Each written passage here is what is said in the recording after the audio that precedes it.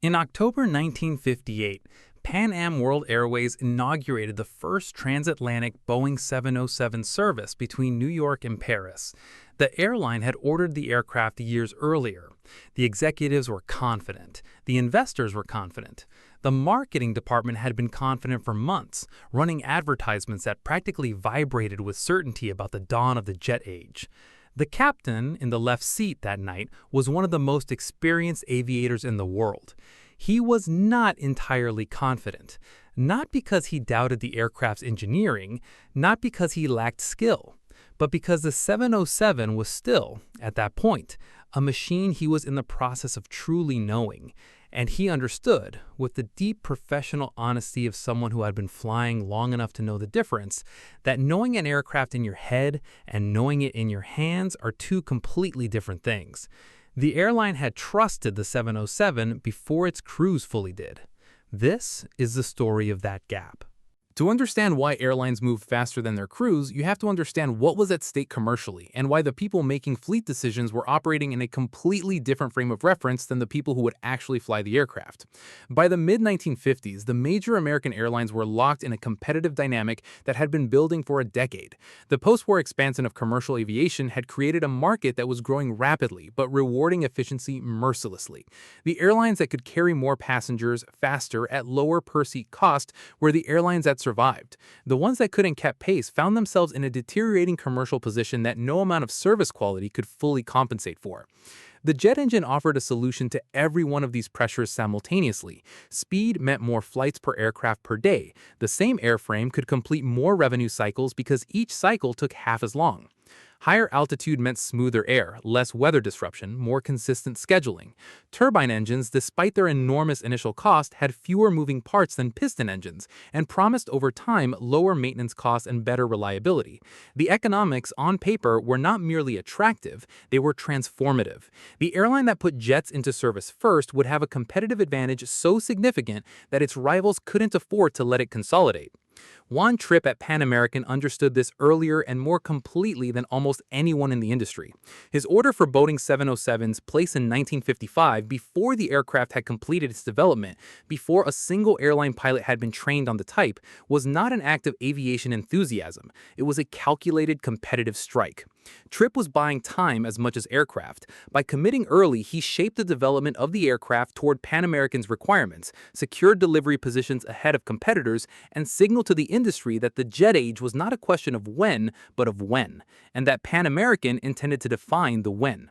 What Trippe's commitment did not purchase because it could not be purchased in advance was the human readiness of the crews who would fly the aircraft. That readiness had to be built separately, in training programs and simulators and thousands of hours of accumulated experience on a timeline that was determined not by competitive pressure, but by the slower, less negotiable pace of genuine human learning.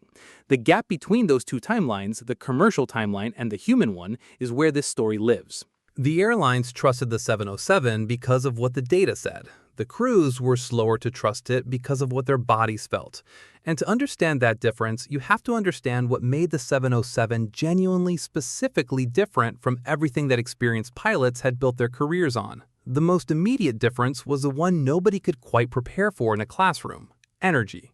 The 707 had vastly more of it than any commercial aircraft crews had previously managed, and energy in aviation is not neutral. It is either your asset or your problem, depending entirely on whether you have it where you need it and can shed it when you don't. Propeller transport pilots had developed, over years of experience, a finely calibrated feel for their aircraft's energy state, the speed trends, the altitude trends, the way the aircraft behaved as it approached the edges of its comfortable operating envelope. That calibration was built into their hands and their instincts at a level below conscious thought. The 707's energy state was different in magnitude and in character. The aircraft was faster at every phase of flight. It was heavier. Its momentum, once established in a configuration, was more resistant to change. A pilot who had spent a career on propeller aircraft knew instinctively how much runway a given approach would require, how much altitude a given maneuver would consume, how much time a configuration change would produce a result in the aircraft's behavior. On the 707, all of those calibrations were wrong. Not dramatically wrong, wrong enough that experienced pilots noticed the wrongness and had to consciously override it, which is a different and more exhausting kind of flying than flying from well-developed instinct. The swept wing, which was the aerodynamic key to the 707's performance, also introduced handling characteristics that had no equivalent in the propeller world. The stall behavior was different, the low-speed characteristics required different techniques, the response to control inputs at the edges of the flight envelope was, in certain configurations, less forgiving of the small imprecisions that experienced pilots had long since stopped worrying about because their aircraft absorbed them without consequence. The training programs that airlines built to manage this transition were serious and, for their era, sophisticated, but they ran up against a fundamental limitation that no training program can fully overcome: the difference between trained competence and embodied mastery. Trained competence is what you have when you have passed a check ride, when you have demonstrated to the satisfaction of qualified evaluators that you can perform the required tasks to the required standard. Embodied mastery is what you have after several hundred more hours, when the aircraft's behavior has been absorbed into reflex, when your hands know what to do before your mind has finished analyzing what's happening. The airlines needed trained competence to get the aircraft into service. Embodied mastery came later, on the job, with passengers in the back. The pilots who flew the 707's early commercial services occupy a specific place in aviation history that isn't quite heroism and isn't quite what the word professional usually captures. They were doing something more complicated than both, performing a level of competence in public with full commercial accountability while privately still closing the gap between what they knew about the aircraft and what they felt about it. The captains who flew those first services were not green. They were, almost without exception, men with thousands of hours and decades of experience. They had earned the left seat through years of demonstrated competence on difficult aircraft and demanding conditions. And precisely because of that experience, they knew something that less experienced pilots might not have recognized. They knew the difference between being ready and being fully ready. They had been fully ready on propeller aircraft. On the 707, in those first months, they were ready. Fully ready was still ahead. Several captains from that era have described in interviews conducted years later, when the professional stakes of honesty had long since passed, a specific quality of attention they maintained during early 707 line flying that was different from what mature aircraft familiarity feels like. One described it as flying with an extra layer of mind, a portion of his attention permanently allocated to monitoring his own performance against the aircraft's demands, checking that what his hands were doing matched what the situation required, in a way that didn't happen anymore on aircraft he'd flown for years. It wasn't fear, it wasn't incompetence, it was the specific cognitive load of a professional operating at the edge of his current mastery rather than comfortably within it. The first officers and flight engineers on those early services had their own version of this experience, shaped differently by their position in the hierarchy. First officers were expected to support the captain, to monitor, to be ready to act, and to do all of this while managing their own process of learning an aircraft they were also new to. The flight engineers managing the 707's complex systems from the third seat were in some ways the most exposed. The systems they were responsible for were new to them. The failure modes they needed to recognize were different from what their training had emphasized, and the margin for system management errors on a long transoceanic flight was less forgiving than anything they'd previously managed. The cabin crews sat at the intersection of institutional confidence and human uncertainty in a way that was uniquely demanding. The airline was projecting absolute confidence in the aircraft through every aspect of its public presentation: the advertising, the premium pricing, the carefully managed inaugural ceremonies. The cabin crew were the human embodiment of that confidence, required to project it to passengers who were themselves navigating their own anxieties about jet travel. Several veterans of early 707 cabin service described the particular pressure of that role, maintaining the performance of total ease while being themselves still in the process of becoming genuinely easy with an aircraft that was new and powerful and not entirely familiar. What kept all of these people performing through the gap between institutional trust and personal trust was professionalism in its deepest sense. Not the performance of competence, but the commitment to closing the gap through work, through attention, through the accumulation of experience that eventually turned trained knowledge into embodied mastery. They flew, they paid attention, they learned, And the aircraft, which was genuinely good and genuinely safe, met their developing trust with consistent behavior that rewarded it.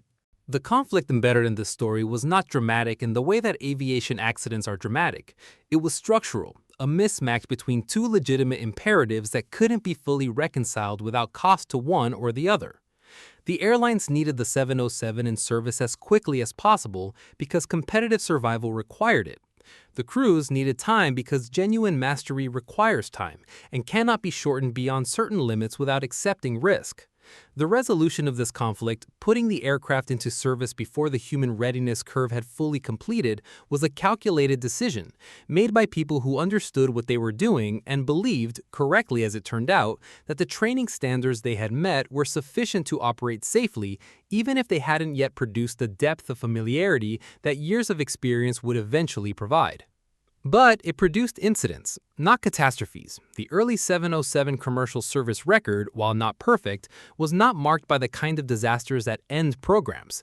It produced hard landings that passengers noticed and chief pilots reviewed, unstabilized approaches that required go-arounds, moments in training and in early line flying where the gap between trained competence and embodied mastery showed itself in outcomes that were safe but pointed toward the work that still remained. The FAA and the airlines between them adjusted training requirements as the evidence accumulated. Simulator hours were increased, recurrent training programs were formalized. The feedback loop between operational experience and training standards, which is the core mechanism through which aviation safety actually improves, ran continuously through the early 707 years and produced a progressively tighter fit between what crews knew and what the aircraft required. The gap closed. It always closes, given time and honest attention. But it closed on a schedule determined by human learning, not by commercial urgency. And for a period measured in months rather than years, the airlines had committed to an aircraft that their crews were still, in the most precise sense of the word, growing into. The legacy of this gap between when airlines trusted the 707 and when crews fully did is embedded in the structure of modern aviation training in ways that are now so standard they're invisible. Every major aircraft introduction today involves training programs that begin years before entry into service. Simulators are certified and operating before the aircraft completes its flight test program. Pilots accumulate simulator hours and reach genuine procedural fluency before they fly a single passenger. The regulatory standards that govern type ratings and recurrent training, the hours required, the scenarios that must be demonstrated, the standards that must be met, were built incrementally from the lessons of early jet introductions, where the gap between institutional commitment and human readiness was most clearly visible. The 707 era taught the aviation industry something it has never forgotten, that an aircraft can be safe before its crews are fully comfortable with it, but that the distance between those two states is not nothing, and managing it honestly is one of the industry's most important ongoing responsibilities. Every airline that introduces a new type today does so within a framework shaped by what the jet age learned the hard way, that institutional confidence and human confidence are both necessary, and that neither fully substitutes for the other. We began with a gap between what the airlines knew and what the pilots felt, between the confidence of the balance sheet and the more complicated confidence of the human being in the left seat. That gap was real. It was not a failure. It was the honest condition of people doing something genuinely new, doing it carefully, doing it professionally, closing the distance between trained readiness and earned mastery one flight at a time. The airlines trusted the 707 first because they could see the data. The crews came to trust it later because they had flown it, because the aircraft had shown them, across hundreds of hours of consistent, honest behavior, that it was worthy of the trust being asked of it. There is something important in that sequence, something worth remembering about what trust actually is. Not a decision made in a boardroom, but a conclusion reached through experience, through showing up, through the aircraft doing what it promised and the crew learning, gradually, to believe it. The captain who flew that first transatlantic service wasn't fully ready in the way that 10 more years on type would eventually make him ready. But he was ready enough, and the 707 carried him the rest of the way.